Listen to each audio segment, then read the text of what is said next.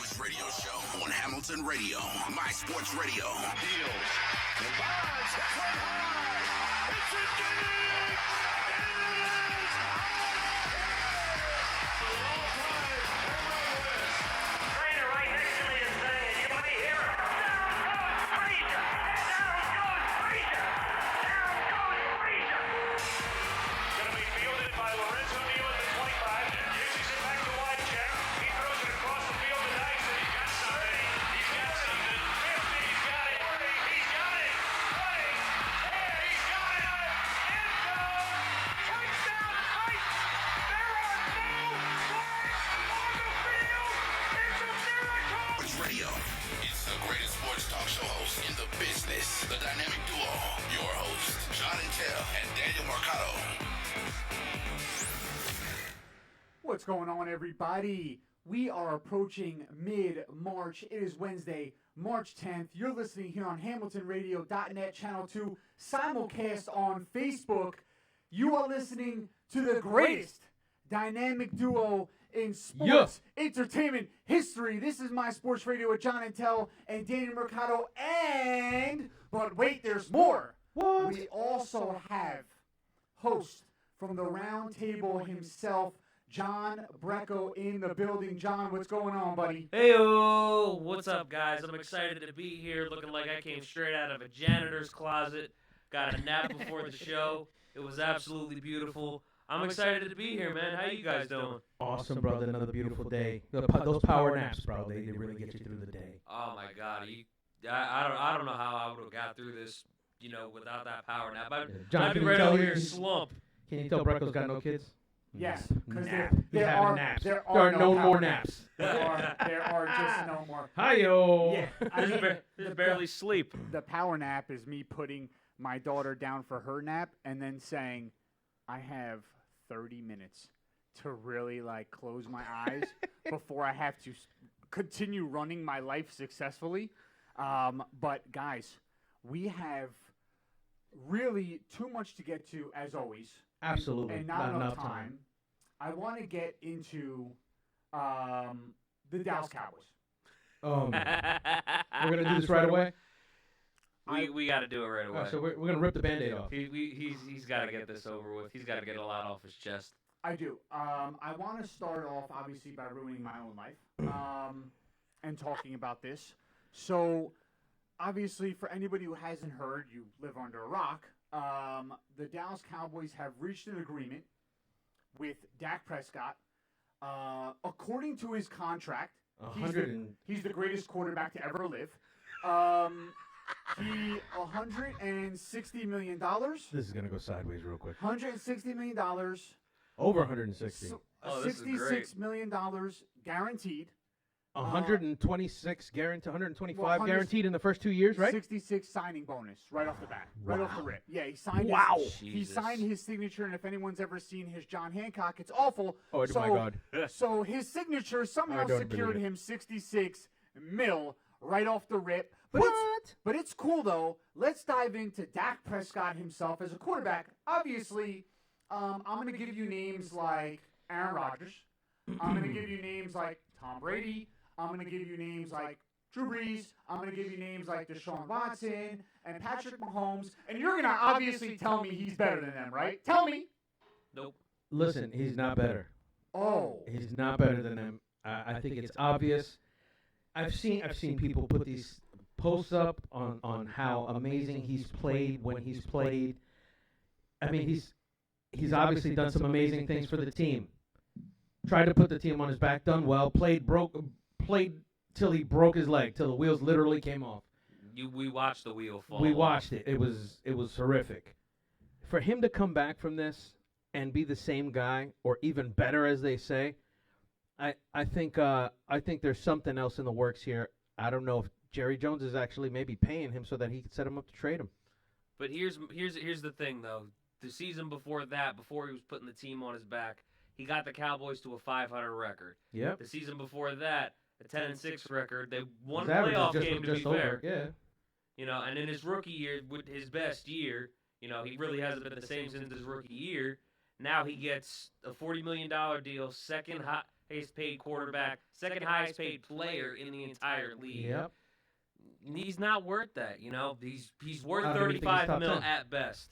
I don't even think he's. And top that's just for his leadership, because you see the difference in his team. 10. So you know, basically, when he's you're not saying on the field. basically a franchise tag, right? Yeah, I'm saying he's worth 35 mil at best. If Dak Prescott was worth $35 million, the Cowboys would be sitting in a really, really good place right now. Dak Prescott should not get paid more than 20. And here's the thing. You will never find a quarterback who, number one, leads the league in a statistic that's called bad throws. And he did, okay? Last year, before he went down, the Is Cowboys... this statistic for his career? Is this his career statistic? That was Or last? That was 2 years ago during his best statistical season. Not record, but statistical season. I just want to put it out there for the people. Yes. He led the league in bad throws, okay? Yep. That's number one. Number two, he literally, without Zeke Elliott, has a total of 3 passing touchdowns without Zeke on the field. When Zeke had the 6-game suspension, they had to overpay for Amari Cooper, coming off a career low year and give away first-round picks, when in any other situation could have given up less. Why? Because Dak Prescott could not get it done without the league's leading rusher. It's okay. Let's get past that. For 3 seasons, the Cowboys had the best offensive line, right? Okay. Why is it that the first time the Cowboys have a subpar line with injuries and backups, Dak Prescott is still below 500 before his ankle disaster? This parlays into Jerry Jones needing to give up the Dallas Cowboys. For 3 years, they had talks on the table. The first year, the Cowboys didn't want to pay him $25 million. Okay? Last year, they didn't want to pay him $35 million. Now we had to give up $42 million to a guy we don't even know Million. if he's going to come back from his ankle injury. Thank you. The salary cap is 8% lower next year, $189 million. The Cowboys had $26 million worth of cap space. He's going to count for $23 million this year. We have $3 million. We paid Zeke when he was in Cabo. We paid DeMarcus Lawrence with 1 good statistical sack year. We paid Jalen Smith with 3 years left on his rookie deal. We let Byron Jones walk. We have to replace Tyron Smith. We have to get a backup for Lyle Collins, who is injured. We have to replace Travis Frederick, who retired, and Zach Martin gets hurt. So now I ask you, 4 of our 5 offensive linemen are injured or need to be replaced. Okay. But yet we're still paying $42 million. Zeke Elliott is the top paid running back in the NFL going into this year. You got a good point, John, because I mean, how are you going to keep the quarterback healthy once he's out there? Amari Cooper's the top paid wide receiver, and Dak's the top paid quarterback. Let me ask you a question. If you have $80 million of your $189 million locked up in 3 players, how do you expect to pay anybody else? Well, I don't know. That's why You Jerry can't. Jones is so revered in the NFL, because This he is- finds a way. The reason why Dak got the money that he did is because of Jerry Jones's ego. If, you didn't wait 3 years to have talks, to wait and see how things played out, you basically gave Dak all the opportunities possible to get all the leverage he could, to get all the stats that he could, despite the 500 record, getting all the stats that he could despite the ankle injury, and the team ended up going 6-10. Yep. And then you see the difference that was made without him. And to be fair, there was a difference. Was there? They scored less points without Dak. The defense was terrible. Ezekiel Elliott wasn't the same. To be fair, yeah, there was a difference. But hold on a second.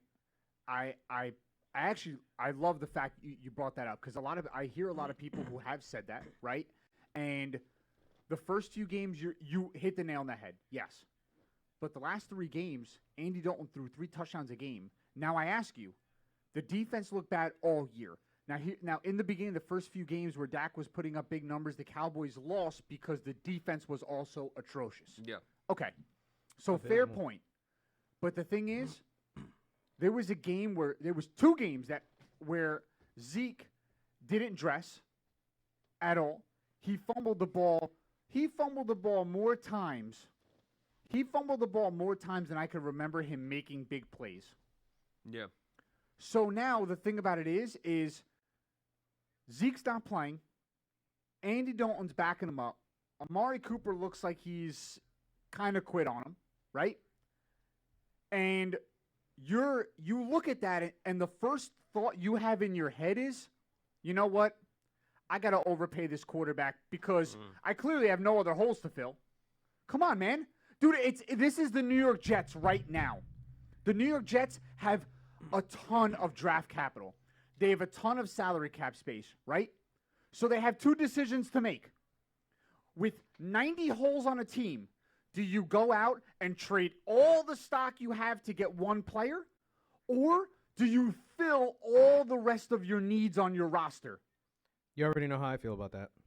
The point, though, is it comes back to Jerry Jones's ego because he knew people, in the sports community, in the sports news, especially when you go mainstream, would have got on him for letting Dak Prescott walk. And Jerry Jones couldn't take that at the end of the day. So that's why he signed Dak to the money that he did. I think that's a great point. It is a good point. I think now touching on that point, and I'm going to mesh that with another idea.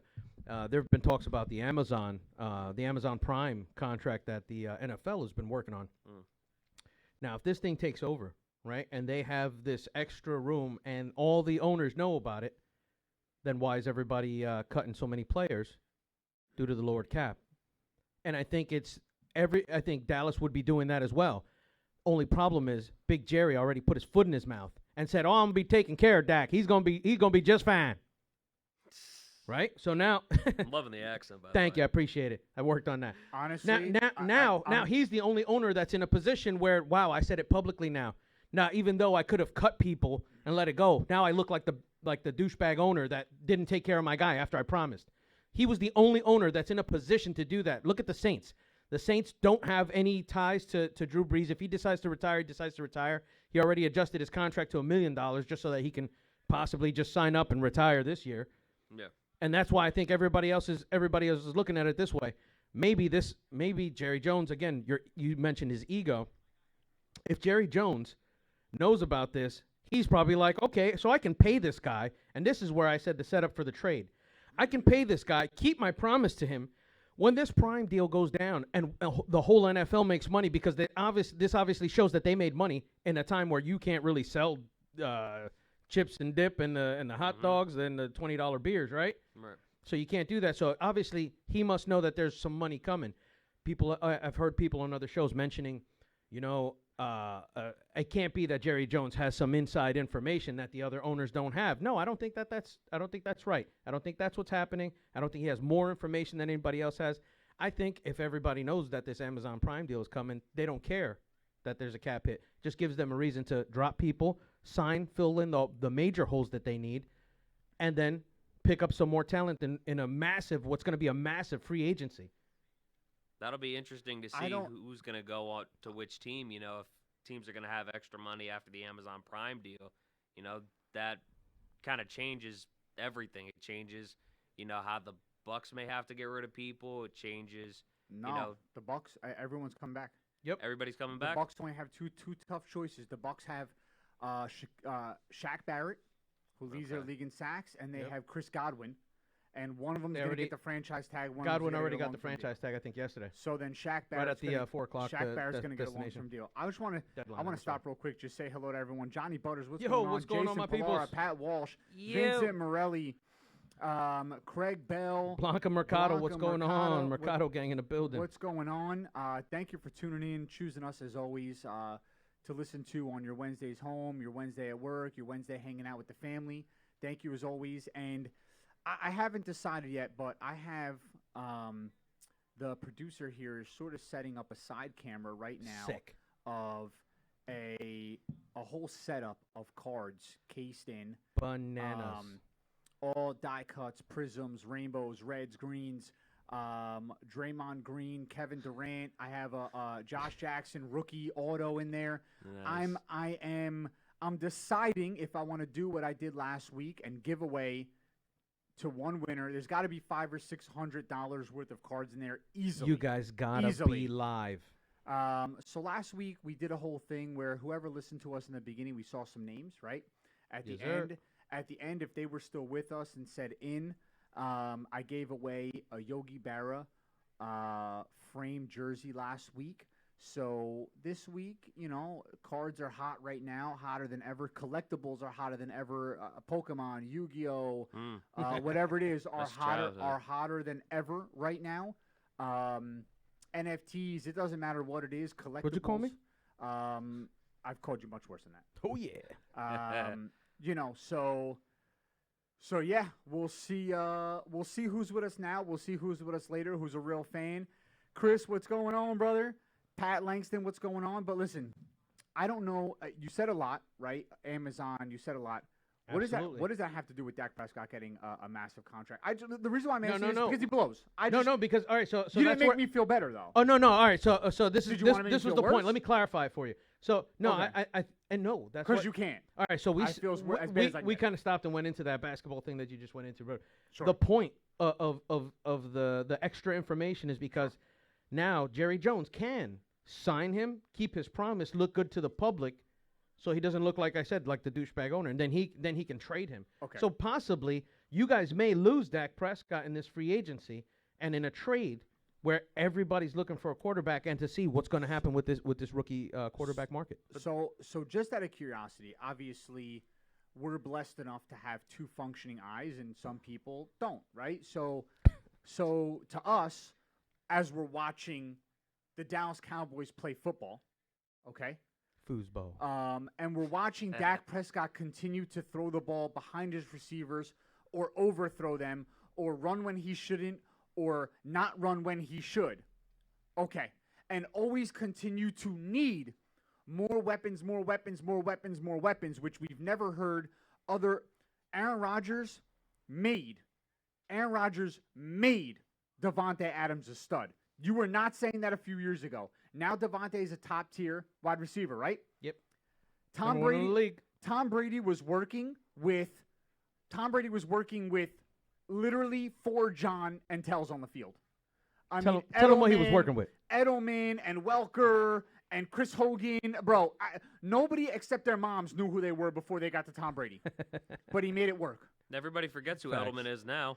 That's it, right? So the fact of the matter is John knows who Edelman is. well, I know. He knows him very well. Yeah. But Very intimate. we go way back to the You go way back like flapjacks and knapsacks. the motherland, Yeah, no doubt. But the thing about it is why is it that Dak Prescott continues to need all these first-round picks used up on offensive weapons when he's a $42 million quarterback? Now, we saw this in the Super Bowl.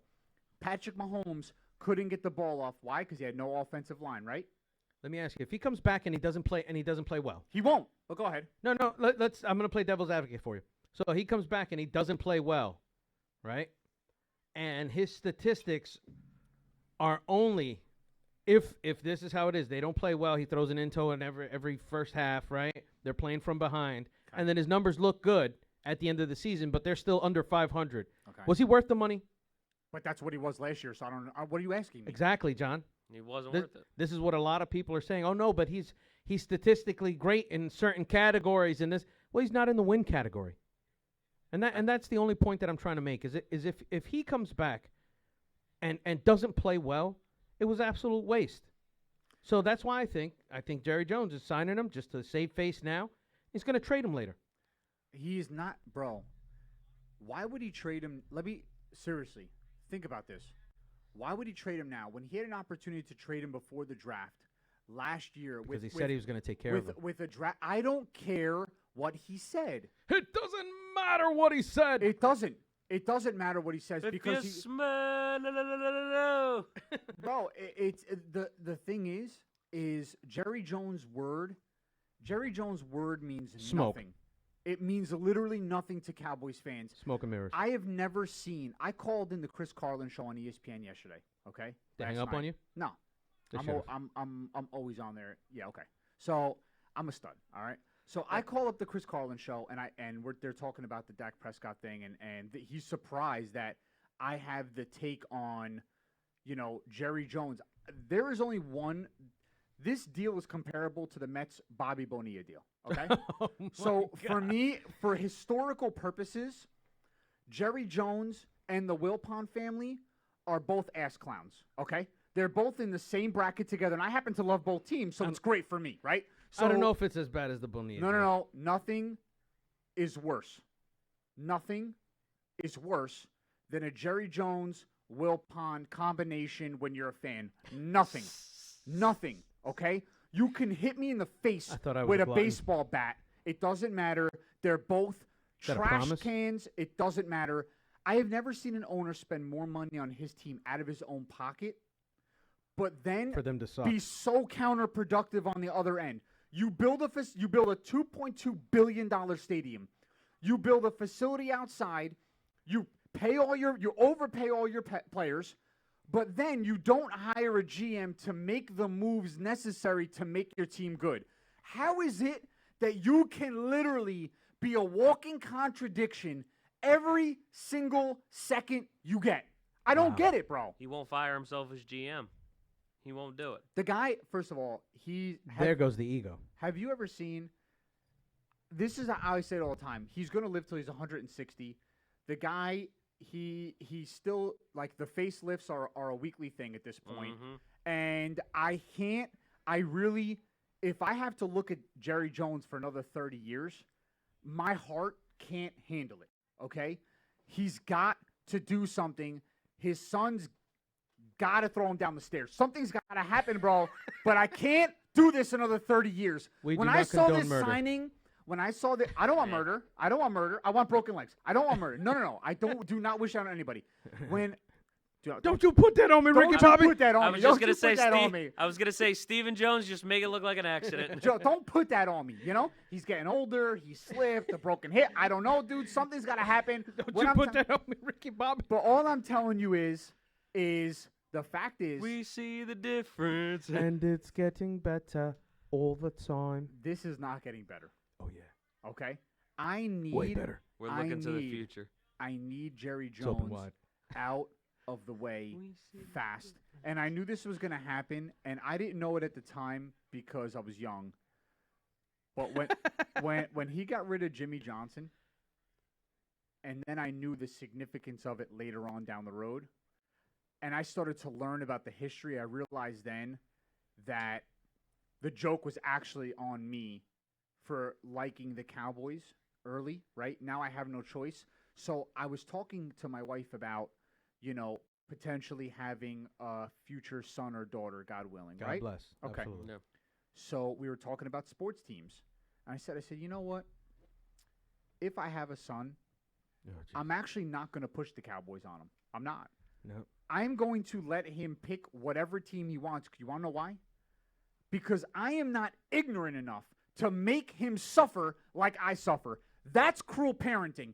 Instead of taking away Dr. Seuss, take saying I'm away a the bad dad? Cowboys. Because I'm telling you right You now, saying I'm a bad dad because I made my you're son a a Jets terrible fan? dad. Because I made And my if- son a Jets fan? And if we could, Oh, if you we are- could you are- cancel you, I would. Because I'll tell you right now. He does the J-E-T-S. No. He does the whole thing with me. You Absolutely. are a garbage human Oh, being. How could you 100%. do that? 100%. Hey, you know what? He owns I'm the it, lowest though. of the low. I'm He done. owns- Yeah. I will not make my son.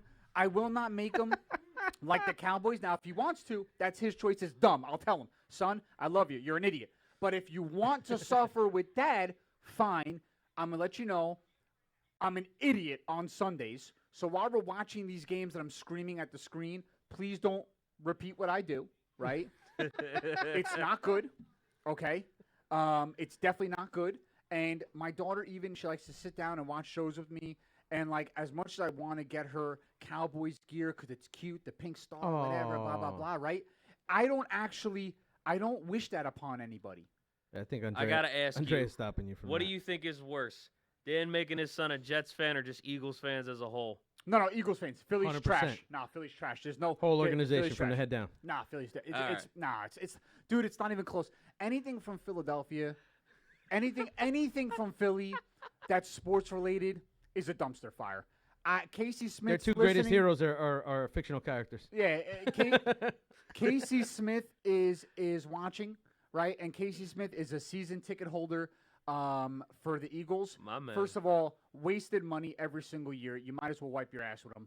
Number two, he's also like an obnoxious human being, right? So like Sounds right. that's how it is, and pretty much Philadelphia's trash. So the coolest thing in Philly was probably like the fact that like Rocky Balboa was based on a character from Philly. That's cool. But it was fictional. Once again, fictional. And Like Pat Dad. and the fact that is there anything else cool in Philly? Like I think the Liberty Bell is pretty cool. You know, maybe that's acceptable. But like just as a whole, people from Philadelphia and Casey's family to me, but Case, I can pretty much openly say you're just trashy. I love you still. I do anything for you, but I don't really care about anything Philadelphia related. So yeah. So you're still a good dad in my eyes if it happens to come to that. Take it or leave it. I don't really care what anybody thinks about it. I really, really don't care what anybody thinks about it. That's my opinion. It's the only one that matters. Oh man, So outside of that, Sean wants you to check your I text. just wanted to hear that. so Something's coming. outside of that, I digress for like 30 seconds. Jason said cheesesteaks, which I agree. Cheesesteaks. Oh, Pat says cheesesteaks. You know what? only. I can't even say that because I've been out there quite a few times. Me too. My brother used to live in Philly. I got some family in Philly. Even though I don't like their sports teams, but I still got fams out there. So shout out to the township of Philly, right? The city of Philly. But those Now you're cheesesteaks shouting are out the city of Philadelphia. the Bro, people. what? Because I got family out there, bro. Don't Wait, make me so- body okay, slam you up in so, here. So why don't you give a shout out So- to the family? Why are you giving a shout out to the city? Because they live in the city. Oh, so the city's cool because the family's cool. Certain people in the city are cool. What are you doing right now? This is I told absurd. you, even though I don't like no the sports shout teams. out to Philadelphia right. on MSR. We But the retract. cheesesteaks, the Trashy. cheesesteaks. Let's get to the No, cheesesteaks. not gonna happen. No. No. We're going to the cheesesteaks, okay? There Because our listeners and our viewers are talking about the cheesesteaks. The cheesesteaks are suspect at best. They are not as good as they used to be back in the day. They are not. Even if you go to Geno's, it doesn't matter. There are too many fat guys to not talk about cheesesteaks on this show. It's all about the cheesesteaks. All right. So It let just- me. it- Let me From left Jonathan to right, it can't gets fatter as you understand. go along. Yeah, I'm sorry, I interrupted no, I you. mean I've been working on my dad bod, bro. Okay, I'm working on it. Not All enough, right, bro. he'll You didn't catch finish up. your cheesesteak downstairs. How about that? I didn't finish it because I knew Shout it, out to it would- PJs. I knew it'd make me lethargic. It'd make me sleepy. Right? It's a lot Right, of bread, a right. lot of it's Yeah, I can't tell. cheese and it's a lot, dude. And I would take a cheesesteak from PJs over anything in Philadelphia. 100%. Am I right or am Facts. I right? Facts. Right. Thank you. Did you say fats or facts? Whichever way. Both. Both. Pun intended, I guess. Wow. Okay. Casey Smith says cheesesteaks you can't go to the big name places. But this is by Even the the way, little name hold places on, are- stop, time out. This is a typical Philadelphia Philly answer. guy, right? Yeah, Thank yeah. you. So here it is. So all the major So I can't go to the big names. We got to go to Casey Smith's house to get a cheesesteak. all the major places that are known for Come on, cheesesteaks, Casey. the guys from Philly are like, nah, you have to go to the ma and pa shops. Stephen Pat Walsh says the Pats and Geno's are way overrated. Blanca said you're going to the wrong place. Pat said Steve's Prince of Steaks is number 1. I don't know about that. I don't know. No. I don't know. Listen. I'm going back to PJ's. Honestly, I don't care about any of it, dude. I just don't. But all I know is Dak Prescott's trash. Jerry Jones is trash. The Cowboys organization is trash. Zeke Elliott's trash. I have nothing to look forward to in my immediate future as a Cowboys fan. Therefore, on Sundays, I will probably be playing Call of Duty, not watching games as I did this previous year. And it is what it is. And somebody wake me up when Before you go? somebody somebody wake me up when this 4-year deal is done and Jerry Jones retires. Somebody wake me up. It's a bad nightmare. Wake That's how bad me it is. up It's a bad inside. nightmare. But I digress. I want to move on to something a little more uplifting. Previous report here, I was looking Francisco Lindor and the New York Mets. Okay. Right? I heard a report. How much do you love this guy? How much do you love his signing? J.D. Davis, we have a big hole at third base currently. Ginormous hole. Okay. The reports is every single day he works with J.D. Davis for 15 minutes on fielding alone to help him out. Bro, how much do you love this guy? Amazing. Seriously. He's a true leader. True leader from the moment he got here. Is this not a guy you are willing to overpay because off and on the field he's just, he's going to be that guy for your organization? If he's that guy, then you're not overpaying him. Not. You pay Nope. him what he's worth. No salary If it's a cap. if it's a lot of wood, it's a lot of wood. He's putting it out there for you on the field. He's putting it out there with the team, making the team better, making the guys around him better. I mean, the guy's going to be a Gold Glove. He's probably going to have another Silver Slugger award this year. It's going to be great. You shouldn't be overpaying guys in the first place. If he deserves it, then It's not pay him overpaying. it. That's Yeah. what I'm saying. Exactly. He's playing what he's worth. He's getting paid what he's worth. Pay him all the money. Pay him all the money. All the money. I'm okay with that. Now I ask you, we had an injury, right? And both New York teams suffered an injury recently. Which one do you think is going to have more of an effect, Martinez or Zach Britton for the Yankees? If you remember last year, the Yankees were injury riddled, right? At different times, it's a guarantee. Death, taxes, and Judge and Stanton will be on the IR. Right. Okay, so Judge, Stanton go down. Torres goes down. All these guys go down at different times. That bullpen is probably the best bullpen in all of baseball. The Yankees. Yep. Mm-hmm. Chapman, Britton, and who's their seventh inning specialist? Oh my goodness, another stud, another monster. Well, I can't. I'll look it up now. But All right, but you look it up. I'm But gonna look it up. I think Britton's going to be the bigger hit. I mean, we have a couple other holes that we didn't fill on the Mets Okay. previously. So I think losing the one, since the one younger guy in our youth depth, I don't think is going to be as huge of a deficit as Okay. Britton is going to be to the Yankees bullpen. I agree. So Because you're looking at what are they talking? 4 months?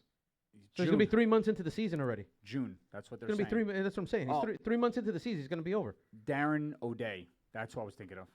Darren O'Day. Their seventh inning specialist. And I think the Yankees have guys that they can use to fill in certain spots, but it's going to ruin whatever rotation they thought was going to be in there. I'm Because tell- he was Britton's going to be the guy that's in there pretty much every other day. Without Britton for 4 months, you think the Yankees are able to hold off and still end up in first because they're projected to be in first? Or you think the Rays have now a slight edge? I think the Rays do have a slight edge. Really? Interesting. I still, for some reason, I don't know what it is about the Mets' depth. I think the Martinez move, because he was supposed to also play a little third base for us, I think that hurts us more because we're so limited at the position. At third base. And it hurt us so much last year. Oh, you make a good point. Error after error after error at third base. And Pete Alonso was not a good enough first baseman to make up for it, right? He's not one of those guys that Right. that really is able to sort of scoop some of those awful throws that we see next level first basemen right. make. I mean, a lot of those errors were Jeff McNeil at third base. Yeah, because he's not supposed to play third base. No, I know, absolutely. But even J.D. Davis in spring training has been looking horrendous. So I don't understand where we missed the boat on the third base. I know you're going to say Arenado. Yeah. I know. I mean, the Cardinals gave up a box of peanuts, so I don't really understand. Yeah, how we missed out on that one. That would have been a huge shift over in power over our infield. Do either of you actually put any stock into spring training? Like, does spring training in baseball strike you as something that matters, John, or are you like, whatever, I'll wait for the regular season? I mean, I wait for the regular season with everything. I think it matters. I don't think it really matters with basketball, hockey, baseball, none of it. Yeah. Because preseason, you're just working out the kinks, trying to get ready for the regular season. They're not actual games that matter. How many teams have we seen, just for football as an example, go 0-3, 0-4, 1-3 in the preseason, and then they crush it during Yeah. the regular season. It happens all the time. So, That's you true. know, at the end of the day, it doesn't really matter what the results are in the preseason because the games don't count. Yeah, listen, I'm Same for with you? it. I don't hold a lot of weight in the preseason for baseball because I feel like most pitchers are out there. They're really pitching like against one batter. I think all the rest of the times they're just throwing grapefruits out there. All right, let me get through this. Let me get warmed up. Let me get used to playing a couple innings. And then they're working on one pitch, two pitches that they were working on in the offseason. Let me toss this and see if anybody whiffs at it. Interesting. You know what I mean? And you got a lot less injuries in the preseason in baseball than you do in for example football. Although Football, you get more players playing. You get another player that's going to get hurt. Hopefully, he's not one of your starters. You know what I mean? Then ruins you for months into the season. Like Zach Britton. Although I do have something that I want to say about the Yankees, especially with Zach Britton going down and him being down till June. I still think they have the edge over the Rays as long as the other players don't go down. You know how it was injury after injury after injury last year. I think as long as nobody else goes down in the season and they can overall stay healthy, I still think they have an edge over the Rays. But I think that's what that's to your point, John. You were saying if the rest of them stay healthy, the rest of the Yankees stay healthy, they're always getting hurt. Judge Always. expected to be on there, right? I think maybe a month into this season they send what's the catcher Sanchez down. I don't think he's going to be there. Bro. I think Judge probably gets another injury because he's injury riddled. Absolutely. And by the way, big year. And then now There's you a got huge year for Judge this year. I don't That's know what if I'm you know. saying. His Yeah. contract year. His contract year. Yep. That's what I'm saying. So if he goes down, it's going to hurt him in his contract. It's Yep. going to hurt the Yankees' morale. It's going to hurt the clubhouse. It's going to hurt the score at the end of the day. So I don't know how familiar you are with prospects in the minor leagues, things like that. Jason Dominguez for the Yankees was touted as the next Mike Trout. He's 17, turning 18, and this guy is, they say, swings the bat like a 25-year-old man. Like he's that big of a deal. Now I ask you, do you think that plays a factor into whether or not they sign Judge, no matter what happens? Let's say Judge goes out and kills it. Do you think the Yankees say to themselves, we have the next it about to come up? Do we maybe trade Judge, or do we let him walk and just get as much as we can out of him during this year? Or do you think they still try and sign him if he has a big year? Because here's the conflict in my mind. The Yankees are very, very unique with their history when it comes to their captains. The Yankees, like no other team, seem to find the next great player coming through the organization. And it's astounding to me how they always find that guy, and then they have Jeter, right? And then it's almost like he's handing the mantle off to Judge. Right. And it seemed as though for a year or two, Judge was really going to be that guy, and then the injury bug keeps getting to him.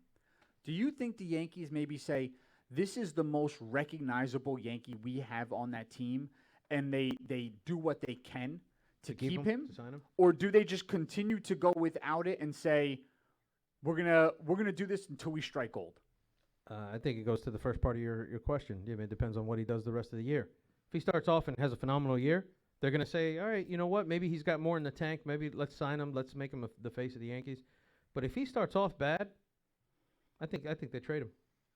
How is it possible that a team has a lineup with Giancarlo Stanton and Aaron Judge, and you're not putting up numbers that are so ridiculous that people would think it's actually unfair to have them on the same team? Before Giancarlo Stanton got to the Yankees, watching this guy on ESPN, it was like watching a guy in a continuous home run derby contest with himself. Yeah. Right. And then Judge, the couple year span where he was going berserk, right? Massive bat. Massive. It's incredible how much how bad an injury will actually affect a player's trajectory for his career, for history standards. And we saw it with Ken Griffey Jr. If Ken Griffey Jr. did not get hurt, he would have been the all-time home run leader. There's no doubt about it. He would have passed Absolutely. Bond's numbers. And people don't remember how significant he was when he was at the peak of his powers. Even still going to the Reds, still putting up phenomenal numbers. But I don't know, man. I just think I love the Rays, bro. I don't know why I love the Rays. I love the Toronto Blue Jays lineup. Love their lineup. And I feel the pitching may be a little suspect, but boy, oh boy, dude, Vlad Guerrero Jr. lost some weight. He's looking powerful. Bo Bichetti looks great. Kevin Biggio looks great. Dude, they have some young baseball bloodline players on their team. Pedigree studs. I love the Blue Jays. But okay, I mean, listen, I think the Mets are trending in the right direction. I think that this pitching staff is going to be, I think the Mets pitching staff is going to be dynamic. People are understating what Carrasco is going to do in the National League. People are understating what Taijuan Walker is going to do now. The guy has been really good. Last year, he was a very nice player in a shortened season. He's in the National League still. By the way, the Phillies, we have no idea what Philly team we're going to get, and I do not think that they're going to be contenders. The Marlins are a young team. Yes, they're gritty, but they are not real contenders. And we're going to face them 15 times each, 16 times each. I think there's room for us to really gain some nice traction in the division. We're worried about the Nationals. We're worried about the Braves. You got to split the season series with them. You know, you have to split. It's like the Yankees. They have to split with the Blue Jays. They have to split with the Rays. Yep. And then take care of the rest because there's a lot of bad teams throughout the National League. There's a lot of bad teams throughout the American League as well. So I think both teams have promise. I think the ultimate goal for us is to have both New York teams in the World Series. Again, another Subway. Another little Subway Series, right? I like that. Maybe I like maybe that. we can have Benny Agbayani come back, you know, a little something. But Now listen. Talking of speaking of having a World Series, how about if they have all the fans back in the stadium? Texas Rangers. Yeah. Did you hear it? Rangers are having 100%. Texas Rangers just announced they will have 100% for opening day. Absolutely, that's amazing. If that gets around to all the rest of the teams, imagine how huge that's going to be for New York as New York teams play. 100% opening day. Incredible. I'll tell you what, man. Absolutely. I mean, I hope it's going to be, everybody's like, oh, is this going to be a super spreader? Is it too early? I think if everybody follows the rules, everybody has masks, keep your hands to yourself, wash your hands. You know what? I think it can be good. Here's the thing, man. Honestly, there's a lot of people have been going out, they've been getting the vaccine, whatever the case may be. And there's a lot of people now who are like, okay, a lot of younger people are going to the games. They're less susceptible to get anything worse than like asymptomatic symptoms, sniffles, whatever, right? So baseball especially, there's a lot of people who are more likely, especially in Texas, to kind of go do their thing and go to the games. I can tell you that when I heard it, man, I thought about where we were last March. I thought about my organization, the business that I work for shutting down March 10th, March 11th.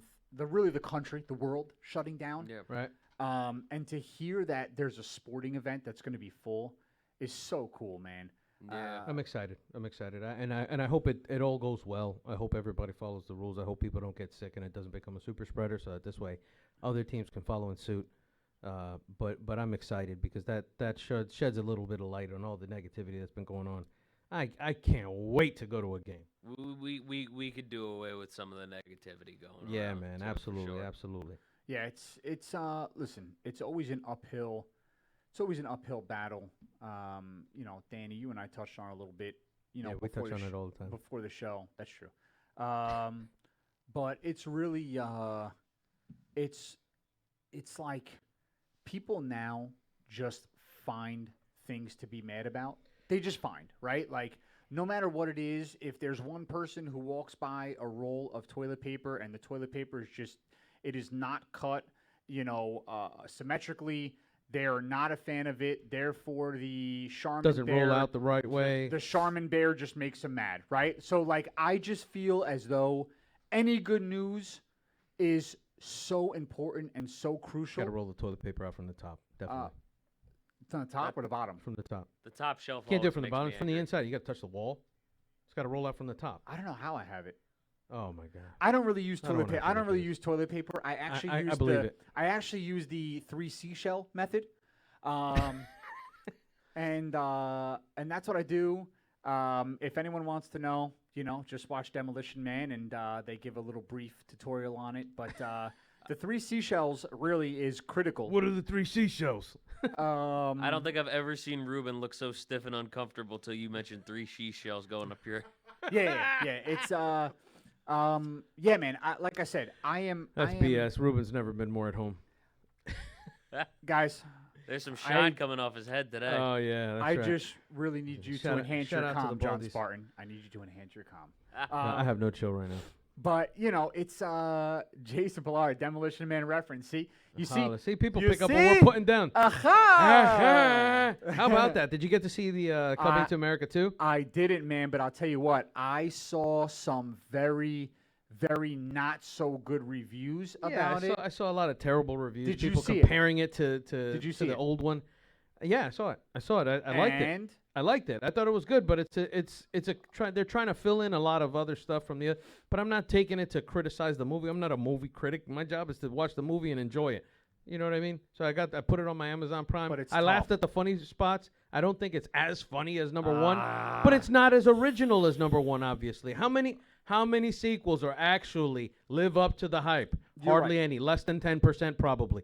But you know what? I enjoyed it. I thought it was an okay movie. It's not bad for them to be, 50 years older and enjoying it. But here's Whatever you got to do. I felt like he was just promoting a lot of younger comedians.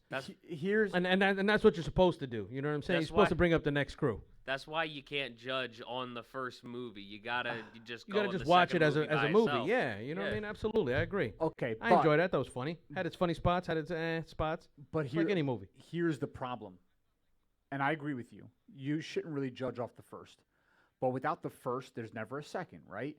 So essentially, you're always going to have that in the back of your mind because the first is what got you there. The first is what got you hooked, right? So Coming to America 2 is not going to be On Amazon Prime, by the way. on Amazon. It's not going to be as Coming. like beloved and sought after if Coming to America wasn't legendary. When I watch Coming to America, first of all, every single time Coming to America's on, I watch it. 100%. And I still laugh the whole entire movie, not just the parts. So when you said Coming to America was, it had its scenes of being funny, it had its scenes of I watch Coming to America, the first one. There's got that an reverb. echo. The reverb is back. Another Follow 45 John's minutes of this, fault. Ruben. John's fault. Hold on a second. John, what'd you do? You broke it, John. I didn't do anything. You broke it. I didn't know. It's here. It's here. It's like an entity. It's Oh, with- Ruben, we're echoing. broken. Can you hear me now? I'm scared to talk. It's just ringing. I feel like I'm talking into a calypso drum. I was gonna say it's like somebody just punched me in the face. Boom, boom, boing, boing, boing, boing, boom, boom, boom. Wow, that was good. Yeah, you like that? I wonder if it's the same way if they hear us like we hear ourselves. I don't think anybody hears themselves like they hear you. Like, have you ever been knocked upside the head and your ears just ring? Well, this is what Yeah. this is what Yeah, this sounds like in the that's- movie. Oh, come on. How is this happening right now? I hope everyone listening is just booing the producer right now. Boo. Ruben, if I had a man. tomato, I'd throw it at you. Oh, wait, he thinks he's coming to fix it. Uh-oh. Hold Right at on the- a we gotta second, fix her. Hold on, we're back. It the sounds like building. are we back? We're back. We're back in back. the building. I We're can't hear back. myself, but I we're can't. back in the It's building. fine. I can't hear myself. okay. But it's totally good. It's all right. fine. As long as you guys can hear us, we're good. Yeah. Okay. I see the levels moving up, so I know they can hear me. So the thing is obviously for me, Coming to America, I laughed the whole movie, bro. And that's what made me want to watch the second one. So many lines in that movie is legendary. Absolutely, Johnny Butters. Just let your soul glow, baby. Man, that's one of the best parts. Listen, this is what it is, So I guess I'll see it just to say I saw it because I have to see it. Yeah, I mean, that's what I did. That's what I did. I John. gotta ask you guys a question. What do you think is the most quotable movie of all time? For me, the one I quote the best is Spaceballs. But what's the most quotable movie for you guys? Step Brothers. Step Brothers. That's quotable as hell. Step Brothers all day. I respect it. The most quotable. Danny's movie. like Dirty Dancing. Wow. Don't Nobody touch my put drum baby set. in a corner. I'm gonna put my nuts on your drum set. Dude, Step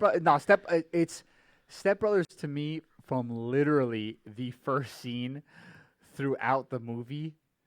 It is ingenious. Did we just become best friends? Yep. It is so bro, and that's another one. And it's funny because Brothers don't shake hands. Brothers hug. it's bro. So Andrea, my wife is a lot of times we're watching movies, and I'm lucky because she loves comedy movies, right? Yeah. She'll really watch anything. We'll sit down and we'll watch action films, whatever the case may be. She's big into Lord of the Rings and stuff like that.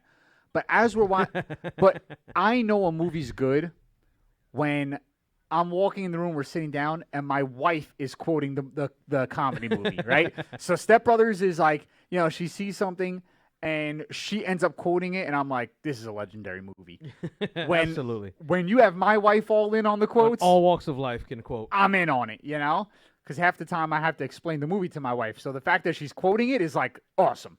So that's why I just think Step Brothers is got to be the best. Absolutely. I don't even know. I quote so many movies. I don't know. It's probably Predator for me. Bro, what? And it's not a comedy, but it's a line where if you say Predator? get to the chopper, everybody knows what movie you're talking about. Can you say another line out of that movie that I anybody? want Hawkins' body found, double back 50 meters. I would never know that was from that movie. No way. I would never know that was from that movie. I You're just know crazy. whose voice that is. Yes, that's all it. I know. And then I'd have to go down all of his movies and think, okay, what would make the most sense? Which movie, bro? Well, all of them have like a line that he said in every other movie. That is I'll be back. okay. Can you give me a third line? He's got one from each movie. That was a third. I'll be back. I hit you. Is I hit from you with- Terminator 2. It doesn't matter. But you said Predator. Oh So no, can I you thought give we me were just talking about his. Can you give me a you third mentioned line his from other Predator? movies. Another line from Predator. All right.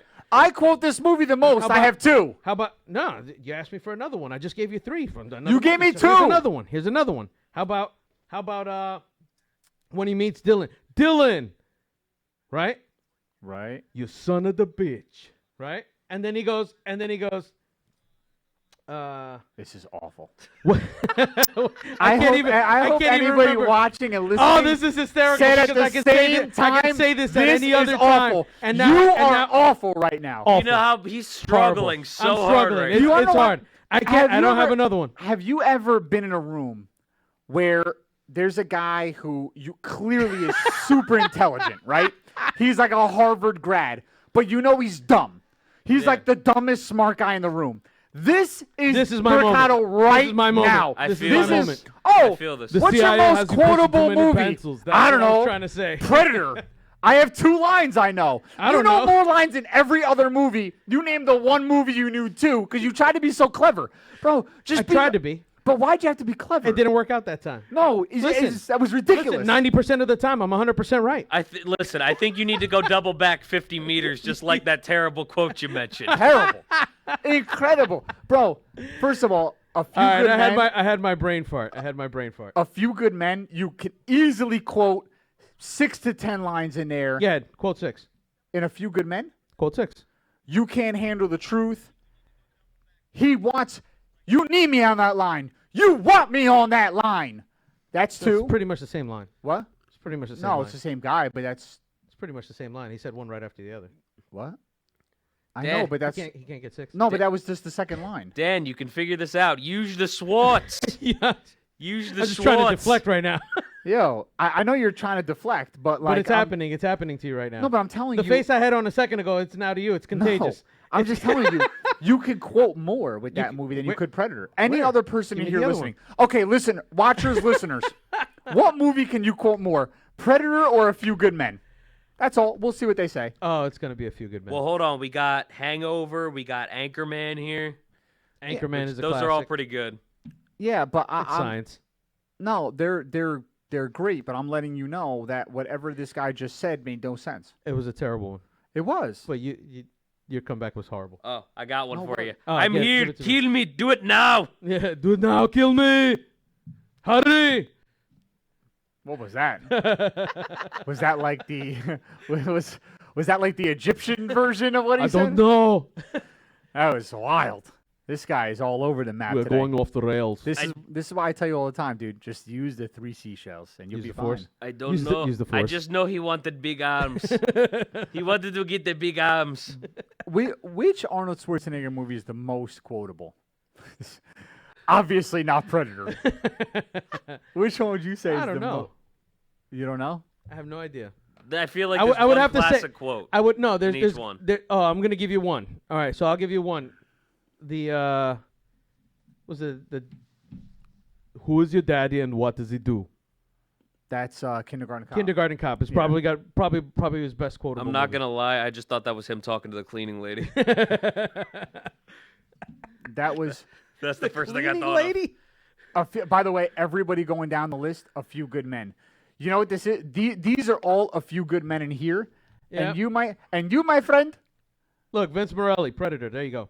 No, because you don't know. And he says but- all day. but It you doesn't don't matter. know- I'm but with you, Vince. But you don't know Vincent. Vincent though. is the man You right don't now. know Vincent. I'm holding on to you. You do for not know dire him. Straits right now. No matter what you say to Vincent, he the will last, go with the opposite. And it's like, this is my guy right there, Vincent. Yeah, today until he disagrees Morelli. with you next It's week. okay. Yeah, everybody disagrees with me next He will week. go. He will gotta live in the find present. a way to go against the grain. Tomorrow's a mystery. We got a couple for Terminator too.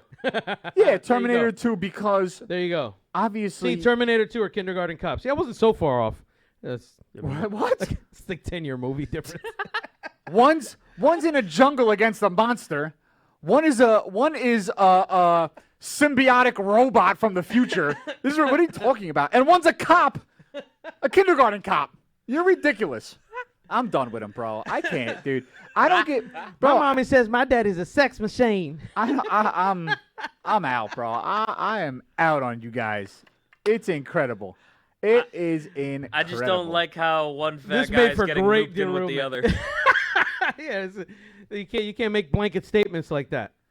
All right. So listen. Hashtag Fat Lives Matter. That's here. Yeah. Bang. Listen, absolutely. You know, it's all good, guys. John, you will have a massive dad bod one day. I'm getting there, of course. By the way, you know how I know that?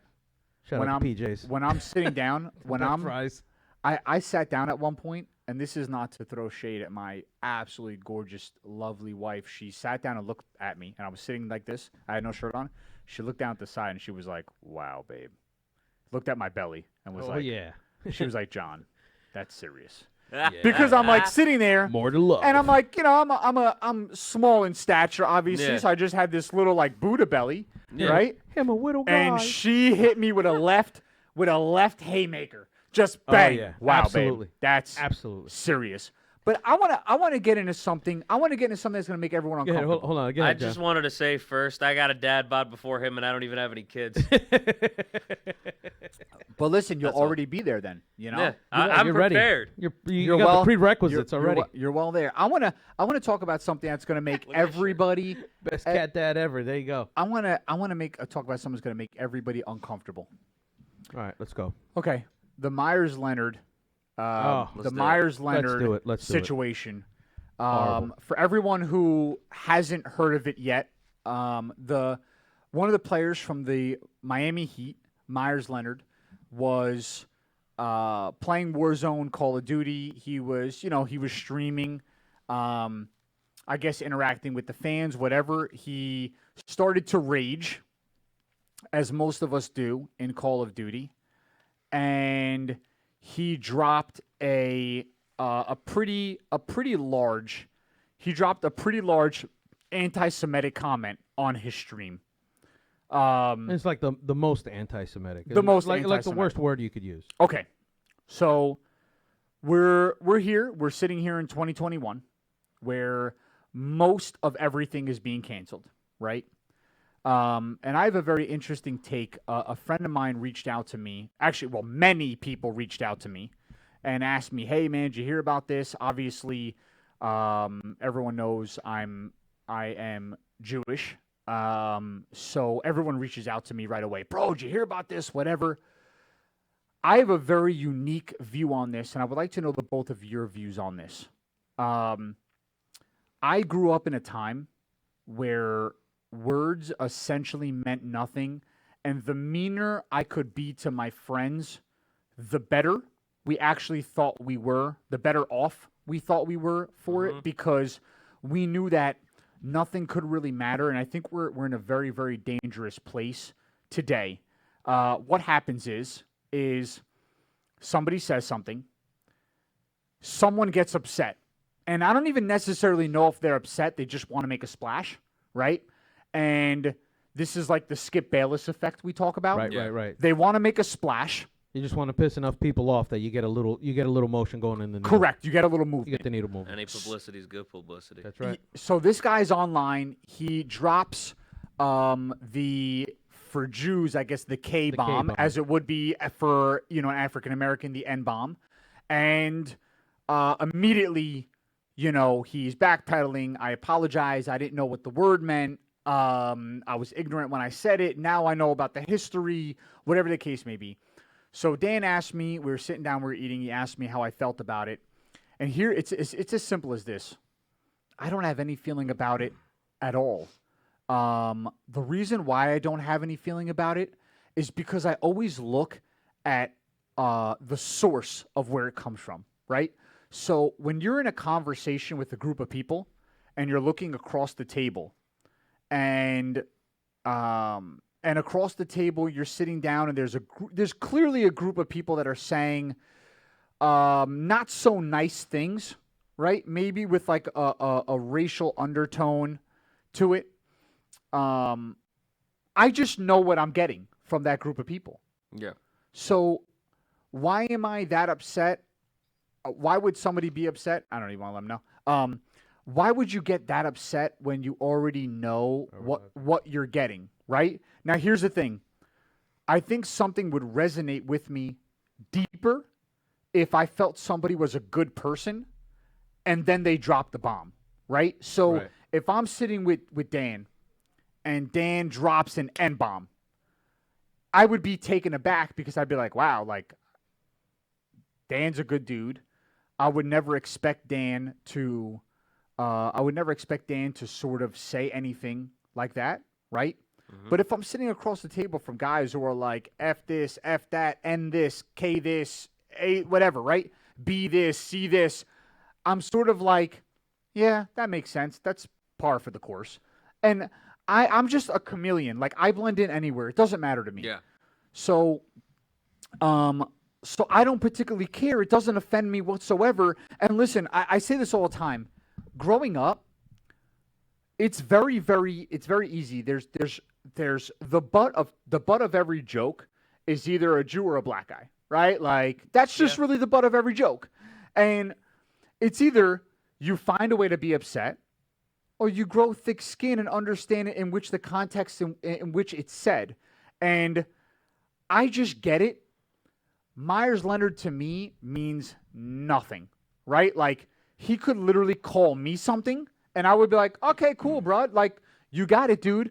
And it wouldn't bother me at all. So I don't care. But the scary part is now is should he be suspended from his job? Yes.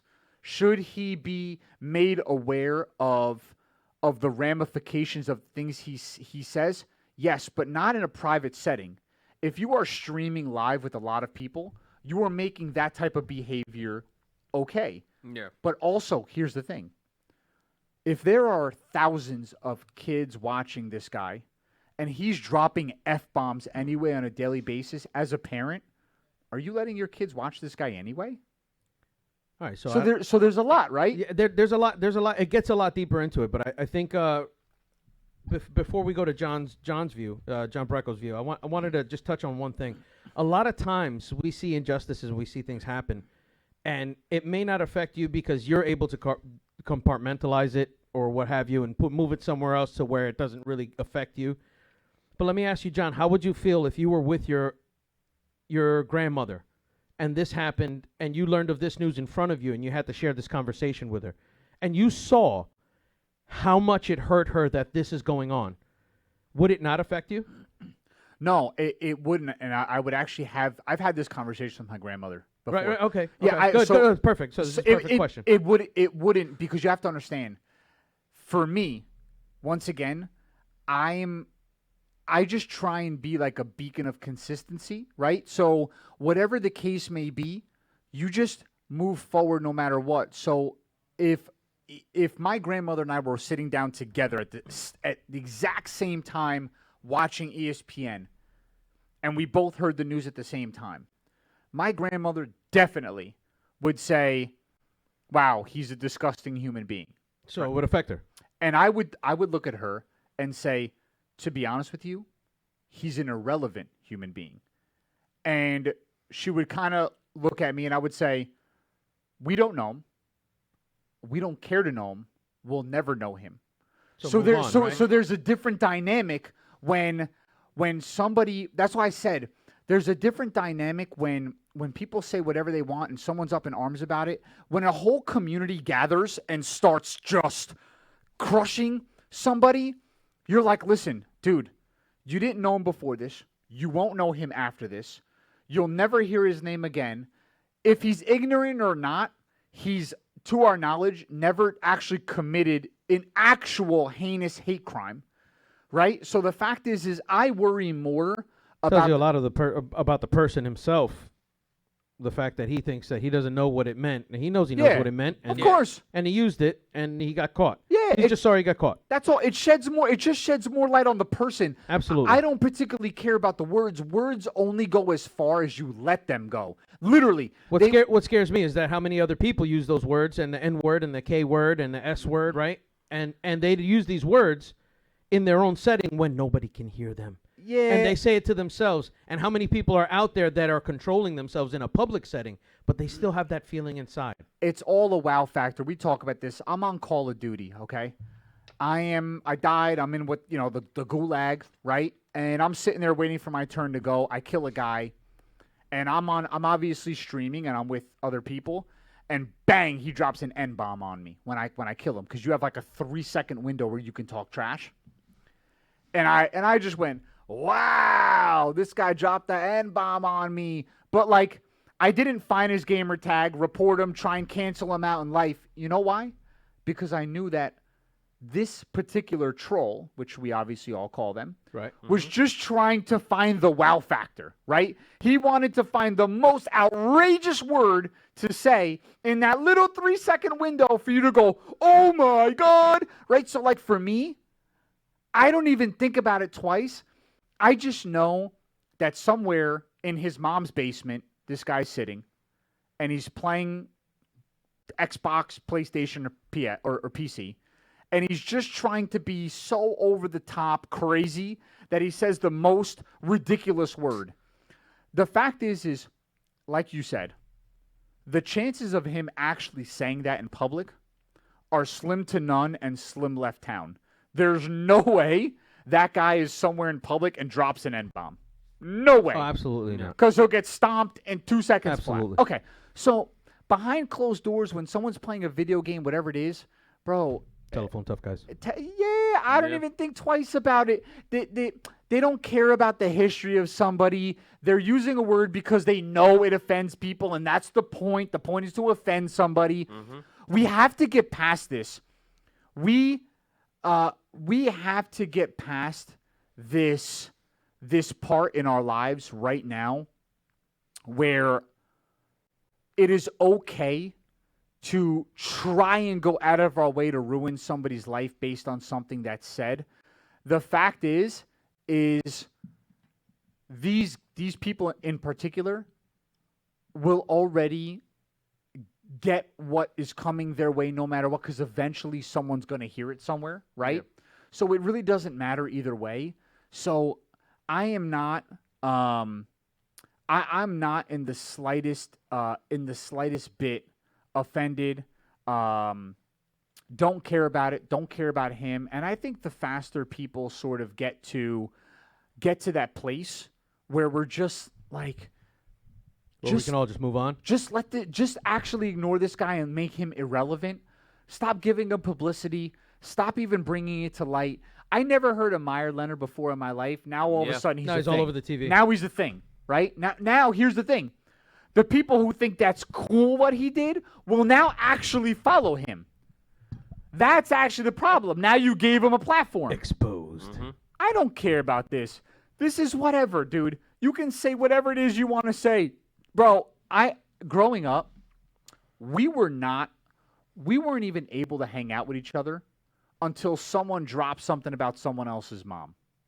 Like that is actually That's a right. fact. We'd walk into a group of friends and we would be like, "Yo, your mama blank," or "Yo, tell your mama I said thanks."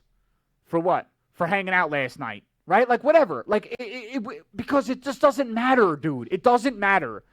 Whatever words you're saying, they float into the universe, and it doesn't matter. So I think everyone needs to get back to understanding you have your own life. God willing, you're healthy. You have a family. Maybe you want a family. On your way to having a family, you have a job, need to get a job, need support getting a job. There's so much bigger things in life than what somebody says.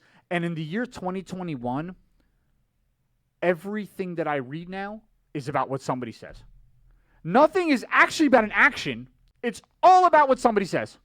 And I'm so tired of it. It's like it's over the top, dude. So I'd like to just get back to it.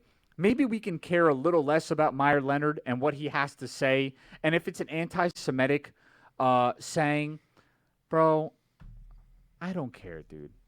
I don't care.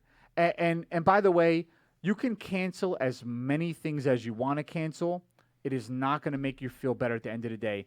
Pepe Le Pew is nothing compared to Grand Theft Auto. And Mr. Potato Head is absolutely nothing compared to Grand Theft Auto. Yeah, I take offense to that, by the way. And Mr. Potato Head? Oh, yeah.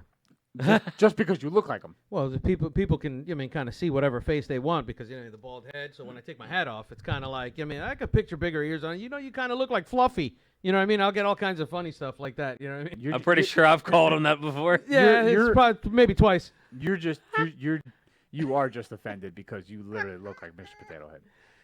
I mean, that's what it is. It is. But, Just don't get the big nerd glasses because then it's going to be like No. I have picture. contacts on. Thank All God. right, cool. Thank now, God for that. let me ask. Because let me I ask have you- those at home, by the way. I want to ask John a question because you are in the comedy field, right? And you have a lot of comedians on your show. And you literally live in the world of gray areas. Yeah. You live in the world where you're trying to be as offensive as possible, make people laugh and have the wow factor. Has this taken a toll on that particular field, or do you feel like comedians are still sort of exempt? I think, it really depends on who you talk to, what kind of crowd you get when you're performing, because you can get a crowd that won't be offended by anything. And, there's just some crowds that you get, they'll pick a statement out, yell at the comic that, said something they didn't like and, just go on and on and on about it and, try to ruin the show. And when you're doing stand-up, it's really just meant for everybody to have a good time, for everybody to kind of bond with each other, be able to laugh, hear somebody's, story about their day that was incredibly stupid or whatever, and, just be able to sit there, smile, and have a good time and forget about your life for, an hour or two. And, and I think there's times where we forget that, and I'm not saying somebody should ever try to go out of their way to offend somebody. That's wrong. If you know something isn't going to work, then, try to find a way to work around it. Try to find a way to work it in when, you can peel the audience back a little bit, because some things are meant to be told later, when people are a little bit more comfortable. And, any advice that I would give another comedian, just be able to read the room a little bit. And, that's what I think any comedian should do, but also, don't be afraid to hit those gray areas, something that, might tug on somebody a little bit, because that's what they're going to remember. Right. If you're not taking any chances with your jokes, the less chance they're going to remember you. So, you got to take chances with your jokes. You got to take chances with the gray areas. And as for Miles Leonard, it seems Definitely like to not me, a comedian. No. Gets no pass. It seems like to me he was talking trash in a video game, and like you said, you grew up in a time where you could be mean to each other. Words were just words, and obviously he knew what it meant. I don't want to hear I didn't know what it mean. I needed to be educated. I'm so You knew sorry. exactly. Yeah, man, you're making me Because too. first of all, that's not just a random word that you just heard. Of course. Right. There's no way. Because I didn't even know what that meant before this came out. So, that's not a random word you just hear if you don't know about it. But, I think, he talked trash during a video game. He said what he said. And the thing with, athletes, too, is they're criticized for everything they do. And, to the 10th degree. So I think that kind of makes it worse for him. Do I think, he should be punished, fined, maybe even suspended? Yeah, he said something he shouldn't have on a live stream, and he probably should have been a little bit more careful. It's basically a public setting online. Yeah. Where children are susceptible to this information, because because when you say it after you lose at the end of the game, if anybody knows they played Call of Duty, at the end you got like maybe 5-6 seconds of everybody talking smack that was on the board with you. Yeah. So you got everybody saying stuff. You hear a little bit of it. So if other children, I believe, are susceptible to that, I think that's terrible. Absolutely. Yeah. And but as far as what John, the point that John made, I think comedians are. It's not that it's acceptable. I think it goes to your point. I think the comedian needs to read the room. Mm-hmm. But even artists like Dave Chappelle have said in documentaries where he's covered the point. Listen, I don't care if somebody's making racist jokes. If they're doing it and they're doing it in a way nobody's done it before, then you've paid your money to see that guy do those jokes in such an eloquent way that it made you laugh. And that's why it's considered an art, and I think it's more acceptable. But I agree the point that you made. You got to kind of work your way into it. You can't just go out there and drop N-bombs right from the door. That's not the funny part. It's the content that you put it in. Although I do have a Down syndrome joke that I love to kick off some of my sets with, and it works very well because I actually have a pair of glasses that I wear, and every time I go on stage, I don't wear them, and I tell people I don't wear them tonight because they make me look like Clark Kent with a little extra Down syndrome. And it always peels back the crowd to when I get some of my later stuff, to some of my dark humor, to some dirty jokes. I got one that I used to end, where I talk about, a couple jokes about a Catholic priest, and the set usually goes beautiful. But the thing about comedy is, dude, for me, and I'm sure for you, John, you're in the field, making people laugh truly is like the universal medicine. Absolutely. And the wow factor, like of your joke, it's that initial wow factor, and people are like, okay, like we can take a deep breath, we can sort of relax a little bit, right? And they're like, oh my God, this guy's crazy, right? But you got to have that delivery down. It can't just. Yeah, but that's the thing about it, though. The thing about is once you can get to that place, that's why I love comedy. Essentially, I love the crazy comedy. I like whatever it is. It keeps it. Anytime you can smile, anytime you can laugh is a good thing, man. And people who do that for you are also great. Now, listen, like you said, the delivery's key, and I've definitely been around some. I've definitely listened to some comedians that were terrible. Oh yeah. And they really force something, and you're like, nah, bro, that's. What I love about comedy is that the universal aspect is that nobody is safe. Mm-hmm. Every time I see you, it makes me wish that birth control was retroactive. A little bit of Red Fox there from the producer. Shout out to Ruben, our producer, for putting good sound bites together for us here. But I think it depends on the delivery. It depends on how he's worked up into the joke and how much effort he's put into the joke to kind of make it cerebral for you. But absolutely, I think you can't just go out there and do it. But I think comedy is exempt right now, and I think everybody needs a break from all this cancel culture, if you will. Yes. Yeah, there's a lot of it going on. Yeah. And, again, he probably should have been a little bit more careful with where he was saying it. But, at the end of the day, I think he was just talking trash in the video game and used a word that, would, I think, satisfy, the kind of trash he was trying to talk. Yeah. So, it was a mistake. It was a dumb one. But it's not something that should ruin the guy's life. So now, moving on from this, I'd like to keep it NBA just for a second. All right. And John and I have gone into how many times we've seen NBA moves happen, and it just makes the NBA look softer and softer and softer. John, I want your take, not John Entel, John Brecko. I want to hear your take about the Brooklyn Nets possibly signing Andre Drummond is the rumor after picking up Blake Griffin. I mean, are they starting an all-star team? Is that what it takes to beat LeBron and company? The next Golden State Warriors over here. They're all dookies. Kakas? They're all cacas, as I say. They're all cacas. The Nets are so. But what does it tell you about the Nets if they don't win? Kyrie Irving messed it up. No. It's. By the way, it's not Kyrie Irving because Kyrie Irving's won in Cleveland. That's Durant fair. won in Golden State. I would essentially say it's Harden. He hasn't won anywhere. Yeah. For sure. Did Wow. definitely be for Harden. Has Blake Griffin won? Blake Griffin's never won. Never No, he's won. with the Okay. Clippers. Nope, he's never won. But Blake Griffin's coming in late because Durant's injured. So they're hoping to have somebody fill in minutes.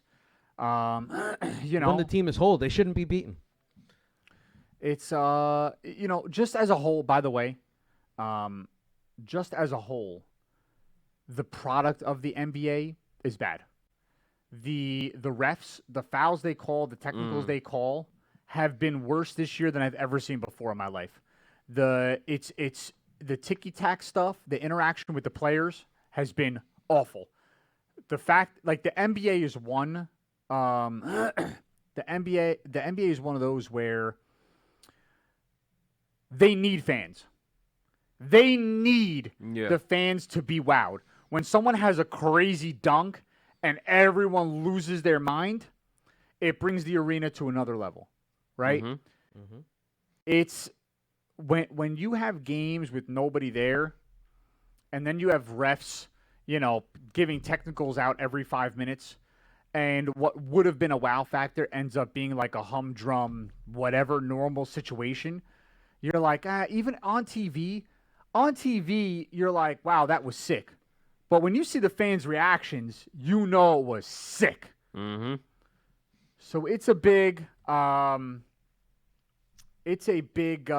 big thing, It really is. I don't know, man. The NBA to me is unwatchable. I don't watch the NBA. I don't. Now I want to give shout out to Damien Lillard. All right, Sick. Damien Lillard. They were giving him in an interview. Stephen A. was smacking him around about he needs to leave. Everybody's talking about he needs to leave that team. If he leaves, he can maybe do something positive elsewhere. Damien Lillard actually stood up and responded to him and said, "What if I win? What if I win here?" And I think this is the attitude that's been lost in the NBA. Mm-hmm. What if I win here when all of you say I can't do it? What if I do it then? Then what are you going to say? And I like that. And more players in the NBA should have that attitude as opposed to Blake Griffin, James Harden. I don't want to play, so I'm just going to get fat and nasty, and then I'm going to get in shape, and I'm going to go play for another team. Come on, dude. And Sad. not even just them. It's a sad state of affairs. Not even just them. Kevin Durant, Kyrie Irving, LeBron. Absolutely. I mean, bro, the NBA. It's like when they can't hack it, they decide to start pushing their way around to another place where they feel. And listen, kudos to them as a businessman for your own business. If you're running your LLC, if you're looking at it that way, which I'm sure they're going to tell you that's the only way they can look at it. I got to put myself and my business and my brand in the best position to win. No, you got to put your team on your back and put your team in the best position to win. That makes it makes you look more selfish, I think, to me. then you know what? Like what Dame Lillard's saying, no, I'm going to stay here. I'm going to give people a reason to make this a big market. I'm going to change the market here, as opposed to me going somewhere else where they think that's a bigger market, that's where you should be, because if I don't win there, what's going to happen? I'm just going to move on, and you don't know what's going on. So he's betting on himself to be the bird in the hand. You know who I think is going to be a guy that might do that for your Knicks? I think Julius Randle might be the guy. My to man, do that. they need to sign him long term. You think so? I think so. Absolutely. I think absolutely. He's a piece that's been. Do you think Julius Randle is a product of having nobody around him, so the ball has to go somewhere, so it goes to him, or do you really think that he's a megastar? I think he's previously shown that his minutes only, his numbers only were well because of so many minutes he played. Because on other teams he had to be the only guy. Now he's got people around him that are making him better, and he's exponentially better than last year. You know what, too? The Knicks actually have a culture this year that is trending in the right direction. You know, Absolutely. Tom Thibodeau's got them playing hard out there. You know, Defense, like you said, baby. he's got, you know, a lot of people around him. It's a good mix of young guys and veterans. You know, the front office and the players are in sync, and it's supposed to look a little bit more like this. And it's going to make better number one options come to them. And with the fact that Julius Randle is still being supported, you know, he's going to be able to help, whether he's, you know, their number one guy because no one else is around, or they get, you know, somebody else coming in. So, honestly, I think he's going to be, like you said, exponentially better than he was on the previous teams that he was on, because, you know, they were all losing seasons he was a part of, you know, all losing cultures he was a part of. And then you get this rebuild situation that was just perfect for him to get a really good foot and a really better and fresh start for himself. Absolutely. Some tools around him. They got Emmanuel quickly. He's doing phenomenal. You got Nerlens Noel stepping in for Robinson. We've mentioned this before. And the guy's averaging 2.5 blocks a game. That's pretty good. I mean, you got guys like Giannis and AD that before, while AD was healthy, was averaging 3 blocks a game. So he's not falling far behind. Maybe he's a little bit behind in the points, but that's not what he's there to do. He's there to do the dirty work, right? You got Julius Randle scoring over 24 points a game now. I mean, that's a great average. You got R.J. Barrett stepping up to the plate. Yep. He's had a couple bad games these past couple games, but you know what? They're over 500, and I know you didn't want to talk about it, John, but the last time they were over 500 at the All-Star break, they went to the finals. It doesn't matter, though. It doesn't matter. No, because 8 of their 10 wins were against sub-500 teams. It doesn't matter. After this All-Star game is where we're going to see what they're made of, what the Knicks are made of, and if this defense is actually stepped up, or if, like John says, they've just been playing subpar teams. So that's why the defense looks phenomenal. So I can't wait after the All-Star break to see what they do when they're playing. I mean, the likes of other teams that have more Miami Heat. More potent stars. And more prolific scorers. With that in mind, I think they're gonna win a few games. I don't think they're gonna finish over 500. But I do think they're going to win at least a few of those matchups. So, John, you think they fizzle out? Yeah. John how far do you think they fizzle out? Do you guys think they fall out of contention? I think they fall down to the 9 or 10 seed, and I think they make it into a play-in game because the top 6 seeds automatically are in. 7 through 10 get a play-in. I think they end up in a play-in game. I don't see them beating any of those teams ahead of them. Not yet. I just, their defense is good, but we're also talking about sub 500 teams. Dude, I'm sorry.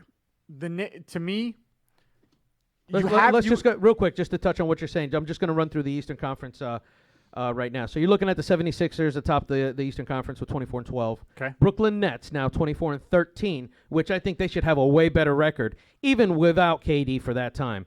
Now they've added all this firepower. I think they still don't make it. Milwaukee Bucks at 22-14, Boston Celtics at 19-17, and right behind them the New York Knicks, 19-18, just above 500. But you got the Miami Heat closing in fast at 500 exactly. Okay. I mean, I think that's going to be They got a long road ahead of them, I think. So the Toronto Raptors and the Miami Heat are a better team than the Knicks all around. Absolutely. They have scorers. They are better. Miami Heat have a few options. They have a superstar in Jimmy Butler on their team. The Toronto Raptors with what's his name, Lowry and Van Vliet, and they have that power forward on their team that's also a stud. I'm drawing a blank now, but that team is a very good team. Charlotte Hornets. I think the Charlotte Hornets and the Knicks are pretty level. I think the Knicks are better than the Hornets. I think LaMelo Ball's playing out of his mind. Yep. Yeah, man. Right now, when he makes that team, They did a re-mock draft, and they had him going. ESPN had one of the ESPN guys had him going over first overall. Well, look at what he's done. He's the best in the class. But, yeah, absolutely. But people forget, dude. Think about this. Gordon Hayward, former All-Star. Okay, Right. Gordon Hayward. Before he was on Boston, he had the injury. Whatever, was a stud. Terry Rozier, when he was with Boston, was a beast. Okay, monster. You have LaMelo Ball. P.J. Washington is an up-and-coming player. He was also top 5? He was a top 5 pick? Okay. They have Biyombo, Bismack Biyombo, obviously a very, very formidable player, a nice role player. Miles Bridges, a nice role player. Cody Zeller, a nice role player. Vernon Carey Jr. is a rookie. He hasn't gotten that much time yet, but he will. That's a nice team. Ball, Rozier, Hayward, Washington, Zeller, Biyombo is a nice squad.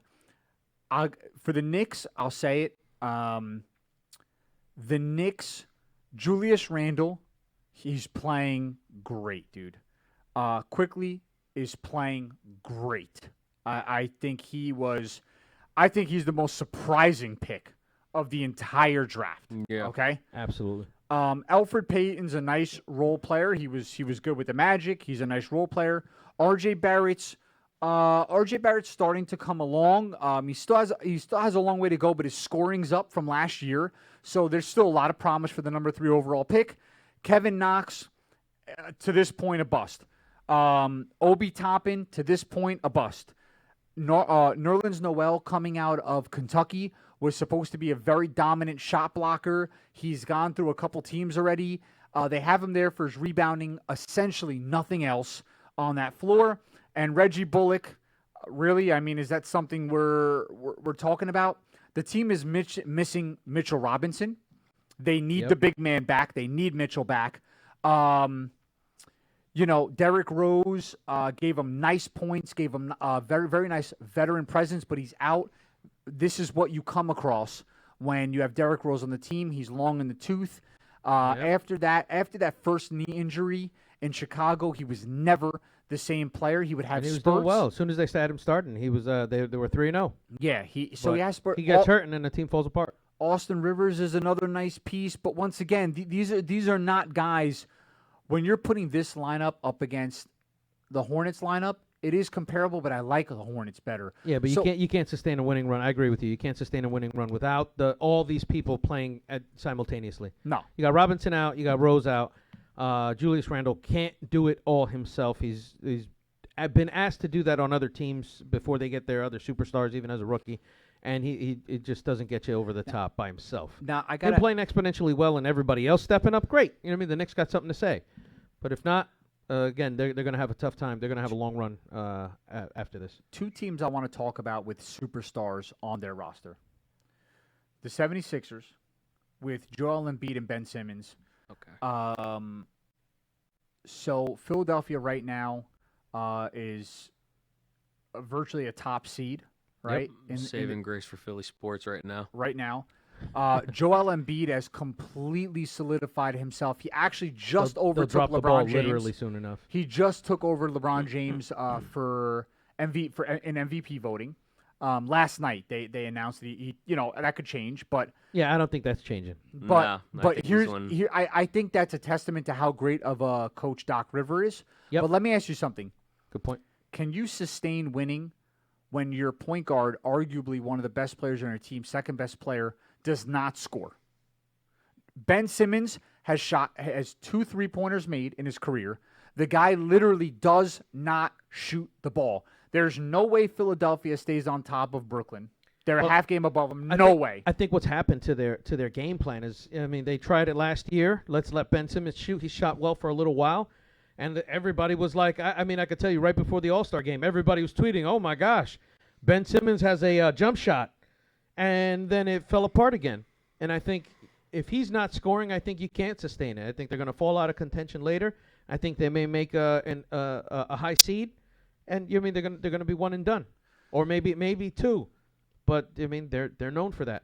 I mean, Philadelphia, Seth Curry is not Steph Curry. No. Danny Green is a very nice role player. Tobias Harris is a good scorer, but once again, he's not that upper echelon player. Tyrese Maxey's a rookie. He's not getting the playing time currently that maybe he deserves. And I think with Ben Simmons out, I don't think Shake Milton's the answer, so I think maybe they give Tyrese Maxey some more time. Again, I think this is the beginning of the end. Like I said, like I said about the Knicks, you're watching a tough schedule after the All-Star break. Now, after the All-Star break, these guys got a couple people hurt. I think Philadelphia 76ers got another thing coming if they think they're going to win a lot of games in the second half of the season. You think the end game is trading Ben Simmons? I think they have to. I think they should have did it a while ago. I think they should have did it Should have done it last first half of the season. When he was shooting well. As soon as they created some value for him, he created some value for himself, they should have shopped him. So, John, but I think other teams were not sold on him either. John, you're a Philly fan. I'm sorry to hear that. I know. How do you How do you feel about the 76ers right now? I mean, Joel Embiid in years past, he seemed like he was so up and down, like inconsistency wise, but this year, dude, he's dominating. How do you think Ben Simmons has to go? I mean, I think so. You know, I think he has to get a jump shot, and, you know, he just hasn't done it. You know, he's got to be able to shoot from three-point range, and he just hasn't been making that happen, and I don't think he's really tried to. Yeah. And, you know, that's a problem when he's not even trying to do that. I think Joel Embiid was, you know, as up and down as he was last year because, you know, I think, you know, because they got to the Eastern Conference Finals 2 years ago. They got bounced out in Game 7, and Joel Embiid was in tears after the game. And I think that kind of stuck with him for a year before he was like, you know what, I'm ready to go out and dominate. And I think last year needed to happen. You know, they got swept by the Celtics in the first round, and I think that, you know, I think Joel Embiid needed that as just a wake-up call to be able to go out there and dominate like the big he's supposed to be. And here's the thing. Joel Embiid has a better three-point shot than Ben Simmons. Facts. Like, your center should not have a better three-point shot than your point guard. Preach. So I think Ben Simmons has to go. I think, you know, Joel Embiid, again, you know, he's able to shoot the three when he needs to. Tobias Harris can score. I think Tobias Harris can make up for that. And, you know, I think if, you know, they can get somebody with value, because Ben Simmons has a lot of talent. There's talent there. There's a decent mid-range shot. He can get in the paint. You know, there's stuff you can work with. It's just a matter of getting him to shoot that three. And there's going to be teams that are going to take him. But, you know, you just have to try and see if you can get somebody valuable in return. It doesn't have to be anybody huge, but Ben Simmons would have been great on the Nets to facilitate to KD and Kyrie, because he demands no shots. I think it makes him more replaceable, the fact that they've moved him to facilitator after I mean, he's been shooting poorly. So let me ask you a question about the second superstar. I'm hearing a lot of rumbles about this guy going to New York, to Madison Square Garden. I feel that one of the greatest players in the NBA right now is Devin Booker. The Suns are the number 1 seed in the West, surprisingly. Right. Young team. Devin Booker's super underrated. Do you think that he ends up staying with the Suns, or you think they end up trading him for a haul of players? I think they need a lot of other help, and I think the only way they're going to do that is to rebuild. They got to trade him. I think he ends up in either New York or, be honest with you, if LA doesn't go to the finals, I think he ends up in LA. With LeBron. Yep. Wow. LeBron and AD. LeBron got AD as the enforcer down low if AD comes back healthy. And I got to tell you, if AD doesn't come back healthy enough early enough, Done. they're done, and Utah Jazz is going to overtake them in the Utah's been Phenomenal. a phenomenal team, man. number 1 team in the West, by the way. I'll tell you what. That's 27 right. they're The 15 Suns are number 2. Number 2. They're 15-2 at home and 12-7 on the road. You know what's the craziest thing is some of these teams that have like a two-headed monster, a tandem of players. The Jazz with Donovan Mitchell, Bogdanovich, who was a great addition coming over from the Bucks. Mike Conley, the guy he's older, but he is just, dude, he's so steady, man. He's Definitely a presence on the court. And Rudy Gobert is by far the Balling best out. defender. Balling The out. best Going defender to be in the NBA. Defensive Player of the Year again. Easily. Again. Are they, in your mind? Would he be the only one that does it back-to-back in how long? I mean, it's got to have to be since Dennis Rodman. Hold on. I got to look that up. Look that up. No, I think you're right. I think it is since Dennis Rodman. Because Dennis Rodman did it 3 years in a row. So, but how about which it came right up. Yeah, it's gotta be. Let me ask you a question. This is actually interesting. Would you rather Devin Booker, DeAndre Ayton, Donovan Mitchell, Rudy Gobert, Jamal Murray or Jokic, or LeBron or AD right now? Shooting guard and center combinations. What would you rather have? Because that's pretty crazy. I don't. It might be between Gobert and Jokic. Jokic is nasty this year. Yeah, and he's been lights out. I mean, to have a center that can play like that, and he can move the ball. He's got to have shooting from 3. He's shooting from range. He's inside the paint. He's not afraid to get dirty. I might have to go Jokic. Utah's what Milwaukee was last year, Yeah, basically. yeah, the gritty team, Yeah, You know, the fighters. exactly. Giannis, as much as I love him, He needs help.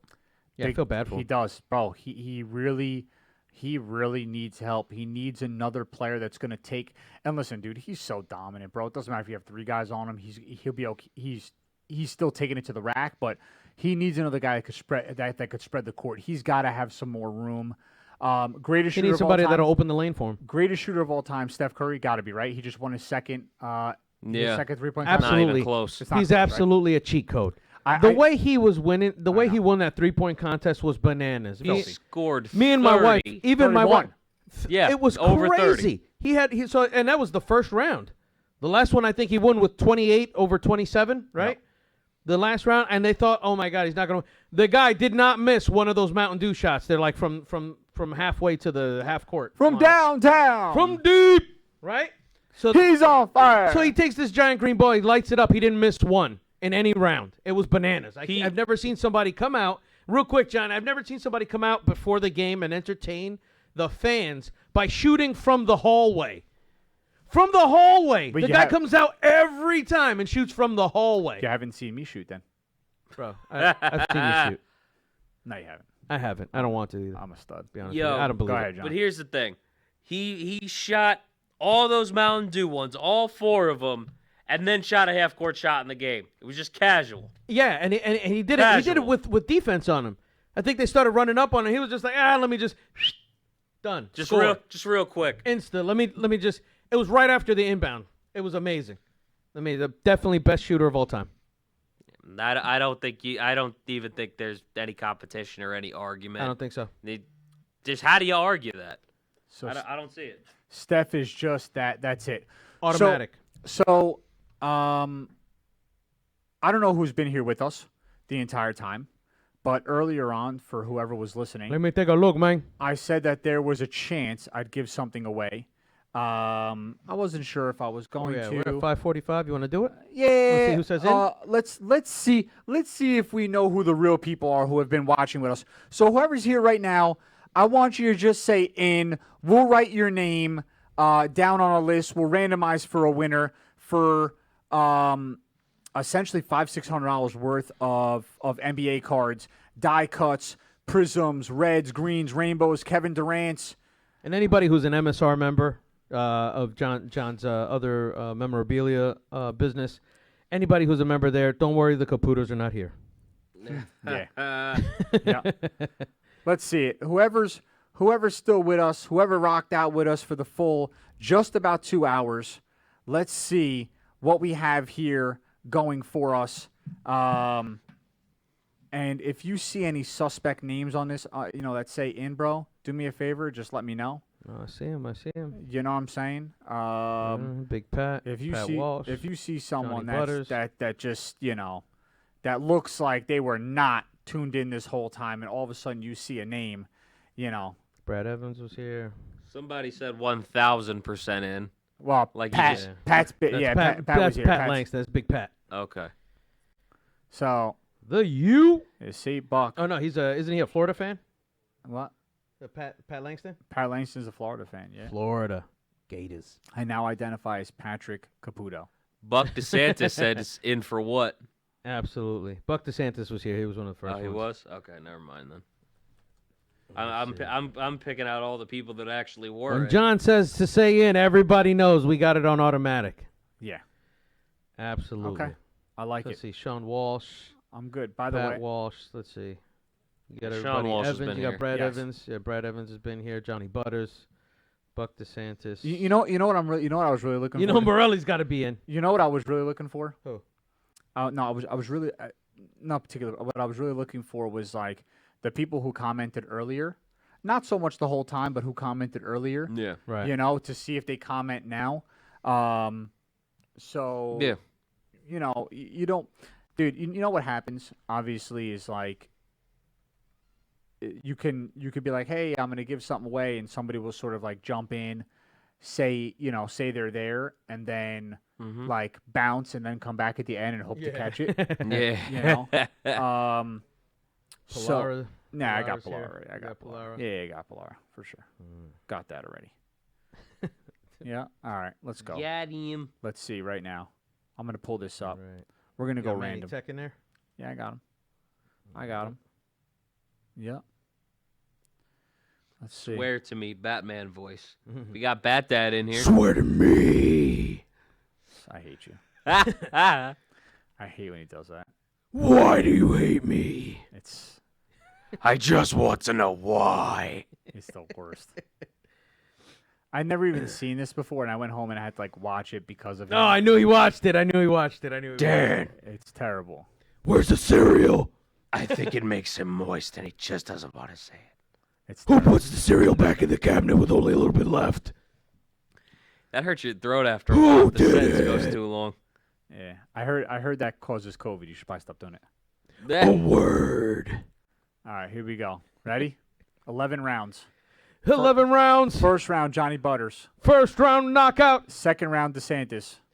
Second round knockout, DeSantis. Third round, Butters. Johnny Butters in the third. Brad Evans 4. Brad Evans for number 4. Brad Evans back to back. Brad Evans on the back-to-back. Manny Tech next. Manny Tech in the building. Pat Langston next. Big Pat Langston. We're going back to Brad. If you smell what the Brad is cooking. Vincent Morelli next. Vincent, my man. Derek Dobbins, and last Derek Dobbins. but not least, the winner is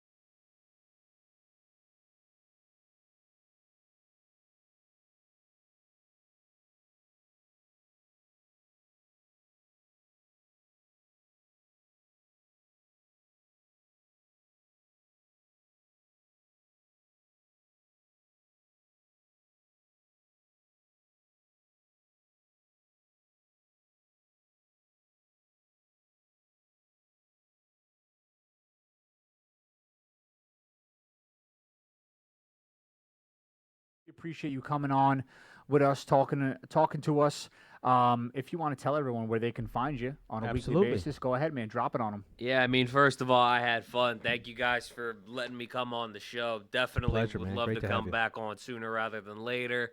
But you can find me right here on Hamilton Radio every Tuesday at 9 p.m. The Round Table here on HamiltonRadio.net, channel HRV2. I also stream live on my personal Facebook page at John Brecko, so just go and friend me if you want to watch the show. I appreciate the show so much. I appreciate you guys and your support so much. I almost said I appreciate the show. Wow, I sounded like a self-centered prick. Yeah.